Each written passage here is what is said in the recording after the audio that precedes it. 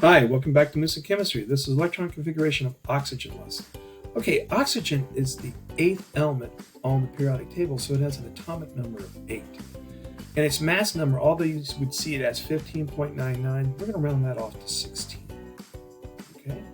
Since the atomic number is 8, that means we have 8 protons, because the atomic number is based upon the proton count. And since oxygen is electrically neutral, we would have to have 8 electrons also. So let's look at our neutron count. How do we figure that out? Well, we go AMU minus protons, right, equals neutrons. Okay, so we go 16 minus 8 equals 8. So we have 8 neutrons, right? So we're going to put 8 right there. All right, now, before we do the electron configuration, let's look at a couple things. S has 2 electrons, P has 6 electrons, D has 10 electrons, and F has 14 electrons. Okay? And now we're going to be using this diagonal rule, which we often call the off-ball principle, where we fill the lower shells first before we fill the upper shells. Right? And we're going to start at the top of the slide right here, and we're going to work our way down these arrows until we run out of electrons. Right, so let's get going.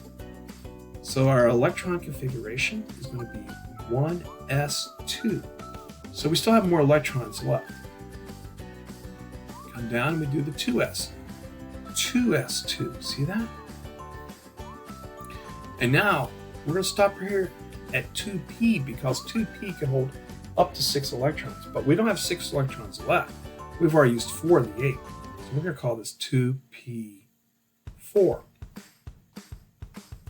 Orbital notation, we have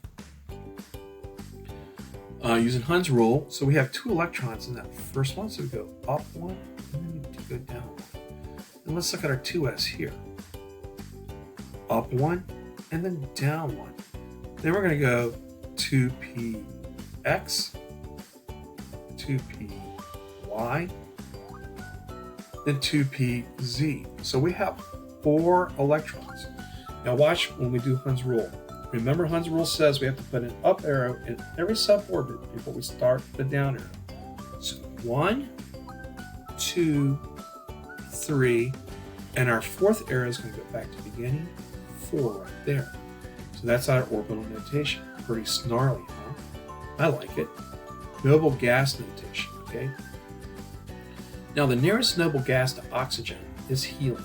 We don't use the noble gases after oxygen because they haven't occurred yet, right? So now, the next thing we're going to do is we're going to put the valence shell on the end of that noble gas notation. And this is the valence shell right here. And that's going to be 2s2, 2p4. Pretty snarly, eh? So now, let's look at our quantum numbers, okay? Our quantum notation, our quantum numbers, there are 4 quantum numbers, N, L, M, and S. So what energy level is oxygen in? Well, it's in the second period. So it's in the second energy level. So our N value is 2. Our L value, well, oxygen is located in the P block. So our L value is going to be 1. See that right there? Pretty snarly, huh? So now, remember that in the P block, it goes -1, 0, 1, -1, 0, 1. Well, guess what? Oxygen is the 4th element over on the periodic table. So it's going to be -1 in this case. Because we're repeating that -1, 0, 1 over. So -1 starts a new sequence. That would be the 4th one.